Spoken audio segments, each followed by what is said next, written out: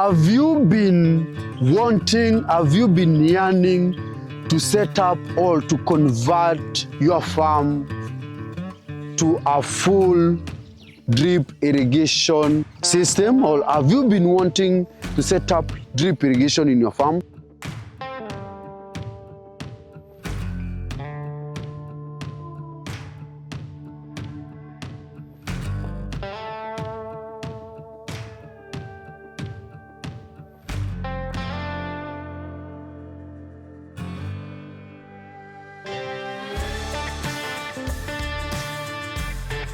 Today, I want to take you the simple process as a technician, as an agronomist, or as a farmer, how you can set up simple or you can set up drip irrigation in your farm. Or if you cannot set up, at least you can supervise these things, how drip irrigation is being set in your farm. No one will lie to you and no one is going to overcomplicate your setup of drip irrigation. This video is for you, and in this area I'm planting tomatoes. That's why I've done a single drip irrigation, and as you can see, this is a complete system.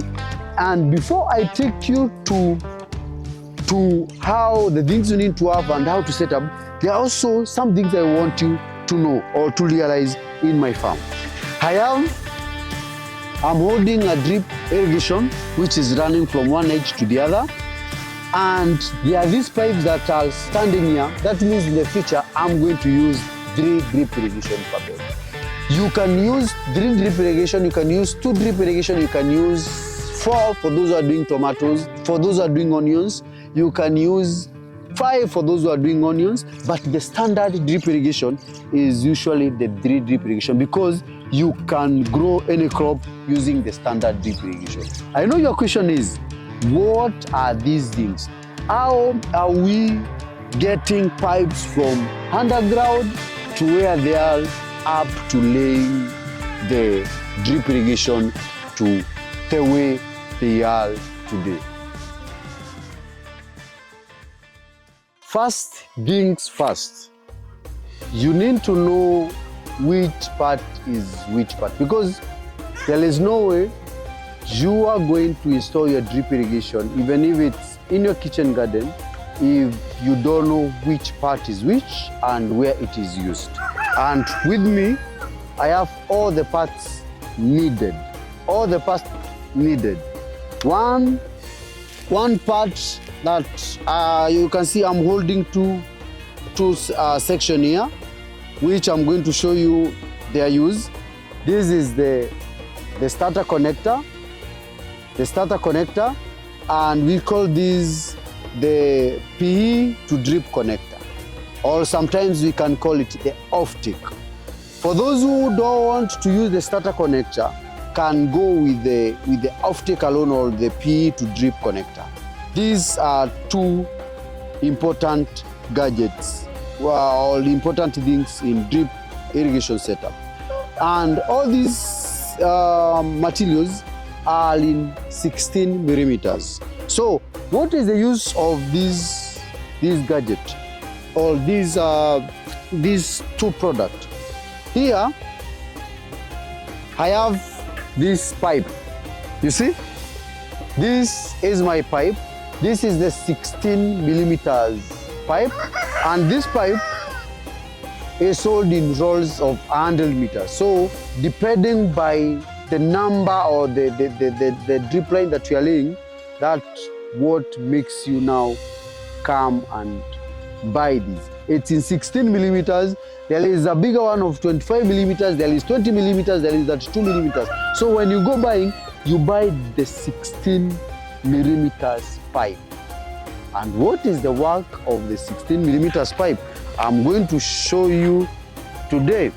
Then,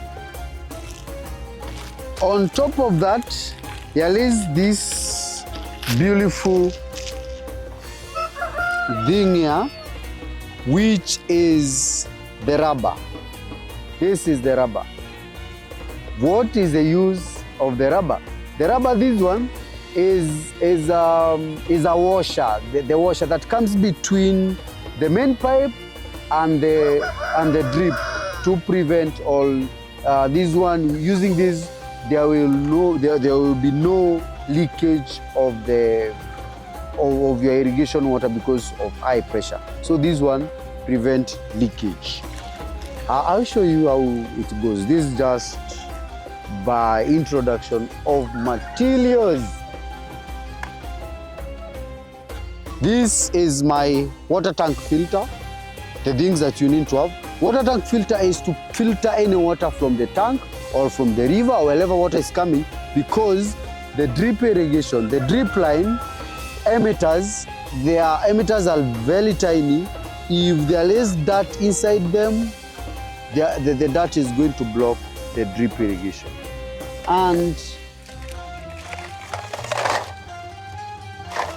there are so many other things. These are gate valves. These are gate valves to be able to open and close the water for closing and regulating water in different stages. And with us, we have the glue. This is the glue to be able to use to be able to attach the pipe, the pipes that we have. And also we have elbows of different sizes. These are 2-inch, these are 1.5-inch elbow, without forgetting the head caps. And each and every component that I'm showing you here, I'm going to show you in the main field how this is done. So we go to business now. With this pipe, which is a 16 millimeters pipe, after you remember we are making a trench. During the setup, there is a trench where the pipes are going to lay. The reason why we're using this pipe is to connect the pipe that is in the ground and the drip line. So depending by the depth of your pipe, that's what dictates now the length of your piping. And in my case, because I don't want to bury my pipe too deep, I'm using 1 foot. It's 1 feet for the drip, for my drip. So this is what I'll be using. You can use 2 feet, you can use 3 feet, depending by the depth of your drip irrigation or the depth of where you are burying your drip line. So that's what dictates that. So you cut them into pieces, like into these pieces that are made here. You cut them into small pieces, and from those small pieces we go to the main assignment, which will be the reason why we cut this is for us to be able to attach the starter, which comes on one hand. The starter comes here. If you have eaten well, you can use your hands to fix them. But for easy fixing, we use fire to soften the pipe and fix them. So this is how we fix them. So from one end there is PE to drip connector, and on the other end there is the start. There is the off-take, which we usually attach with the rubber, so that now the rubber there can be no leakage. So this is the starting point, this is the rubber, and this is the connection. So with the 16 mm pipe, the PE to drip connector and the starter connector, this is how we connect it. We soften the pipe because it's a hard pipe. We soften it from one hand, just softening it, and put the connector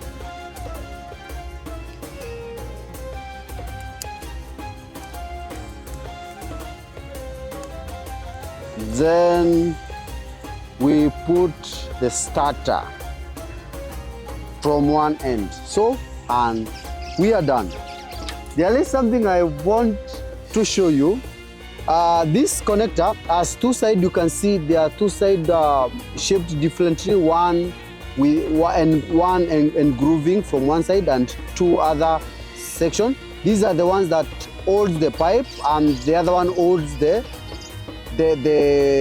main pipe where we use the rubber. So in this pipe, when you're using this, when you are putting them in the pipe, you are going to check the side where you are going to put it, and you cannot put it on this side, so you put on this pipe. This is where you put your starter. You put it from that edge, and off-take, not starter solely, that's the off-take. And now the starter connector or the P to drip connector, we put it on this side. We first make it that way and put it here. As simple as that. So this is the starting point. This, as a farmer, you don't need to practice this, but at least when you have a knowledge, even the technician that you engage will not come complicating their things, or they won't come exaggerating many things when setting you a drip irrigation, at least when you have a know-how. But this is how we simply do the setup. Everything is set, everything is done, and we are now at a finishing point of setting or completing our setup of drip irrigation. And remember, when we started, I took you through the process of setting this gadget, and this is what we are going to connect the sub-main pipe plus now the drip irrigation. The drip irrigation in this area here, we are using the hood system, the drip irrigation. But now after that, we are going to buy a new roll. I'm going to show you after this, because the drip irrigation, the drip tip is always reusable. So this is our drip connectors. These are the ones to connect the drips, and we are using them today specifically, like I told you, to get water or to connect our water from sub-main to where they are. But you can decide not to use this. You use the drip starter connector. You can avoid doing this work and connect the electric drip starter connector from this to the pipe directly. It's very possible. That works perfectly well. So how we do it is just picking this drip connector and connecting it direct to the pipe. You see? Connecting it direct to the pipe. So this is how we do the connection. As simple as that. So from here, we come and bury our pipe to make sure that the pipe and this section here is no longer exposed, and we officially start our drip setup.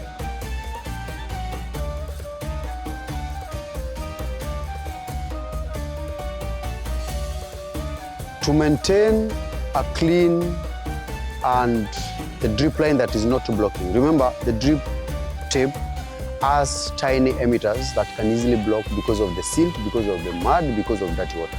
To maintain that, you need a filter like this. And we have two types of filter. We have this filter and we have a disc filter.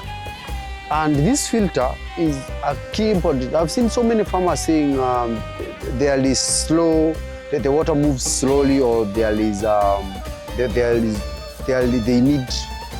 the flow of water to be of high speed, and they intend to remove the filter. If you remove this filter, you end up blocking your drip irrigation with silt, with mud, especially the majority of the farmers like me who are pumping their water directly from the river. It comes with a lot of that. So this is what we use as a way of preventing, or a way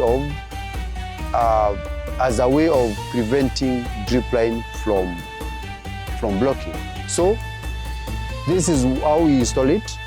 At the top here, I know some of you who have done the technical job are wondering why I don't have a valve here. We are supposed to have a valve, then a filter. Don't put directly this. I'm going to install a valve after this.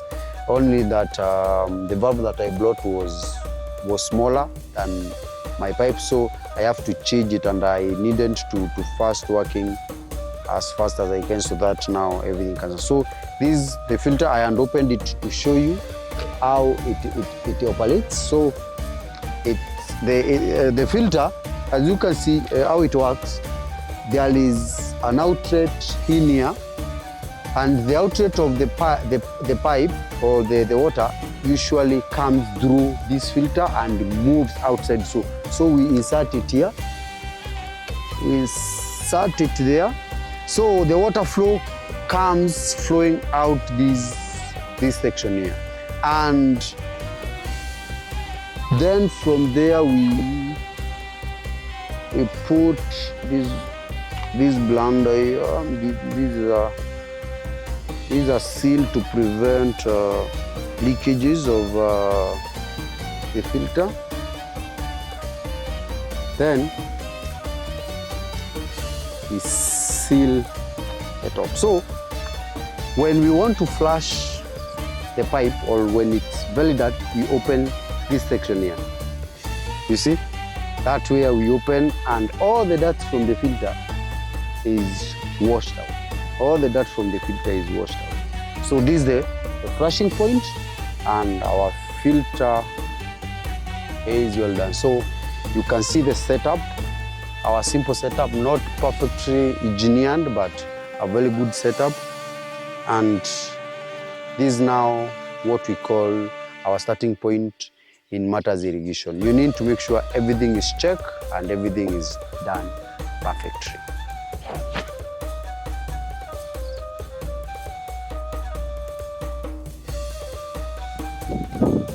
All the technicalities in drip irrigation, when ignored, it becomes a calamity, or it becomes a very big problem. Don't ignore him. And as a farmer or as a technician, these are the things that makes drip irrigation. And there is something I want you to observe, and it's very key.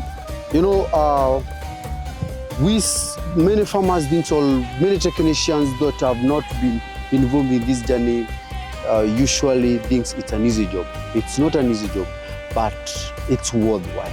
It's something that I usually enjoy the most. So once you've known the drip irrigation or the drip lines that you are going to lay, even before the drip line, you need also to set up your farm. And how are you going to set up your farm? You can start with making the trench like I'm doing. This is a trench, and on this trench there are so many factors that are involved. There are so many factors that are involved on this trench that are it's not just a trench, because one, the size of the pipe that you put here matters a lot. The number of pipes that you put matters a lot. The pump that you're going to use, or the quality of the pipe that you use, matters a lot. The quality of the pipe that you use matters a lot, because now the quality is what will make the pipe have a long shelf life or have a low shelf life. So make sure you invest in the best of the best pipe. So in this section here, I'm putting one pipe that will serve the rest of the farm. It's going to serve the rest of the farm. And there is also another thing that I want to show you on the area that I've already worked on. This section here, where the depth of this tunnel is deeper as compared to the other. You see, the depth of this tunnel is deeper as compared to the other. Why is the depth of the tunnel deeper as compared to the other? Because this tunnel here, already we have two pipes. We have the sub-main pipe, which carries the connectors or where we connect our drip, and which carries the water to the farm, and there is main pipe. So the main pipe distributes the waters to each and every hydrant, or to each and every section where we've subdivided our blocks, or where we've subdivided where we are going to install the hydrant. And this hydrant will be the control area of each and every block. So when we want this block to have water, the hydrant you control there. When we want the other ones to have water, there is where we control. Now, some farmers may ask, why are we not using one pipe in this area? And why are we using two pipes here? We are using two pipes here because the main pipe carries water to the sub-main, which carries the drip line, or which is the mother to the drip line, or where the drip line gets water from. And there is a weakness in the main pipe, because that's where the oil pressure usually is from. You end up missing everything. You end up having a weak drip line installation, or a weak irrigation system, all because of you interfered with the drip line main pipe. So you need to differentiate this, the main pipe and the sub-main. And there is, when you have a double line like I'm using, I have a double trench from here to the other, I only need one main pipe. This main pipe will serve these pipes, and the other main pipe will serve the rest. So it's as simple as that. As simple as that. So hope you are learning, and this the trenching making section and more about drip irrigation is on the way. So for the trench, also the depth of the trench will be determined by so many things, especially this section here. These are the sub-main and your risers, or where the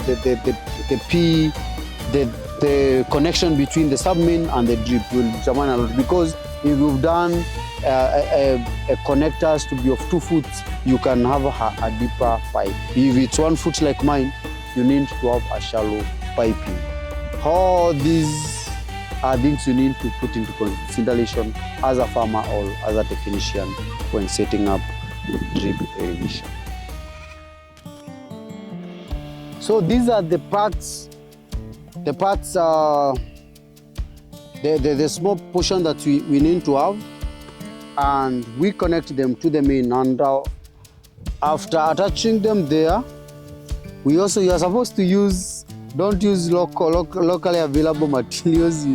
You need to use a thread tape on this. But now, I told you, sometimes we forget about these things, and we find ourselves in a position where we have to do something, no matter what. So this is, I'm using this as my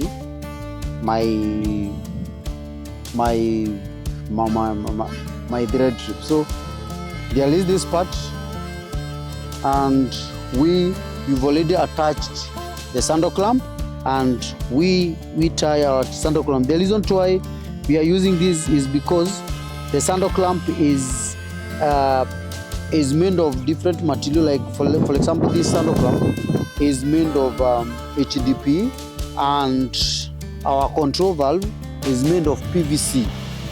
So those are two different materials. So for us to make sure that this is done the right way and correctly, we must make sure that we find some connectors that are connecting, so that we can be able to attach them to their respective area.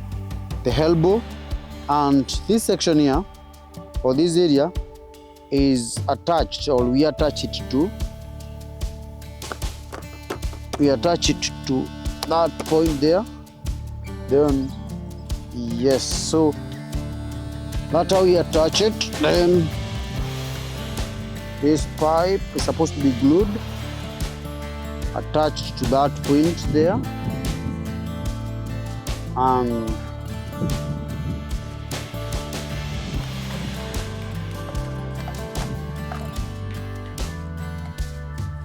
we can start with this.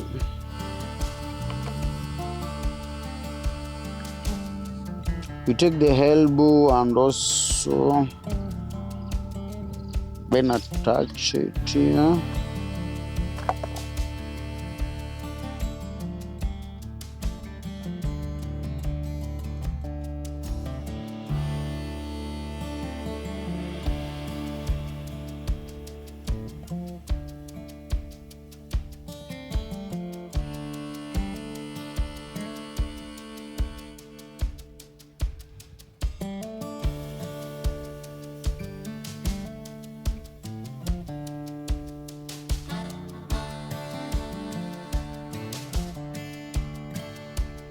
So this is how we do the attachment.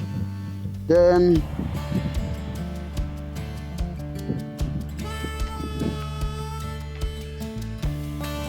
and we are good to go. So that's how we simply do our simple setup. And the hydrant or this now where we will be opening and closing the water. This one is supposed to be to do a lot of gluing here. Yes. Then after that is burying the pipe and we are good to go. After you have installed everything that is supposed to be installed, you've tested your water, it is the time to do our final bit, which is now installing the drip. And with me, I have a unique drip line or drip tape, which is silver in color. I know you are used to the black drip line, but now we have a silver in color drip line, mostly favorable for hot areas, or in cold areas they can also do very well. With a emitter spacing of 15 centimeters from one emitter to the other, and a double emitter per every emitter. So it's a very strong drip and needs quite good amount of water, because the emitter here produces up to 3.5 cubic per hour. So you can see you need to have a lot of water. So when installing the drip, this is how we do it, as simple as this. Very simple, very simple. And leaching here, we tie it to the far post here. I will use a stick to do that.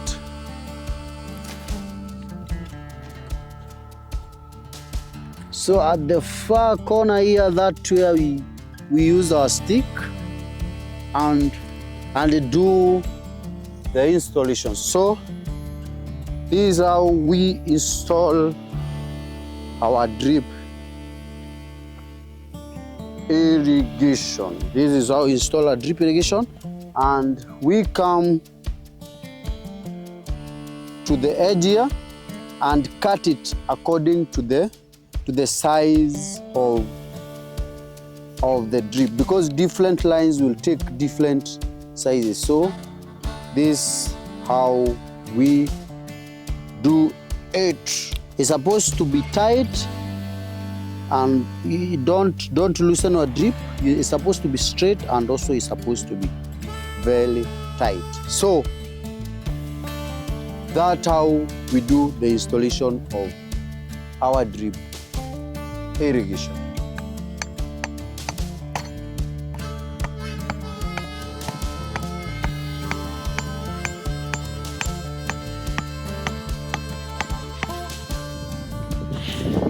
It's an enjoyable job. Installing drip irrigation is very enjoyable.